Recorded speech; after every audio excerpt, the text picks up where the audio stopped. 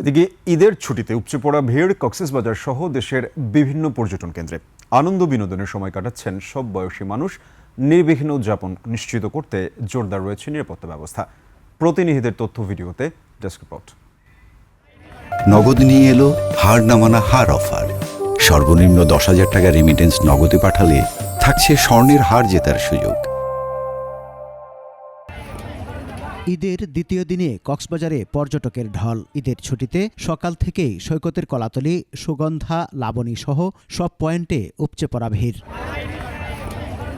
চট্টগ্রামের পতেঙ্গা সমুদ্র সৈকতেও দর্শনার্থীর সমাগম। উৎসবমুখর পরিবেশে স্পিডবোটে চড়া, ঘোড়ার উপর সওয়ার হওয়ার আনন্দ।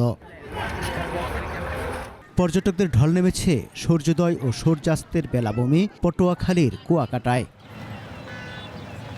সিলেটের জাফলংয়েও ভ্রমণ পিপাসুদের উপচে পড়া ভিড়। জাফলং জিরো পয়েন্ট, চা বাগান, আদিবাসী খাসিয়াপল্লী ঘুরে বেড়াচ্ছেন দর্শনার্থীরা।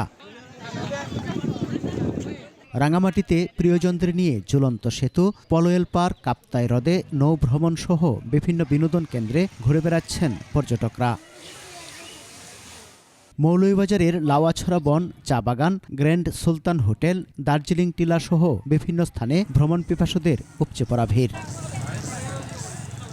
সমর ইসলাম, 21 টেলিভিশন।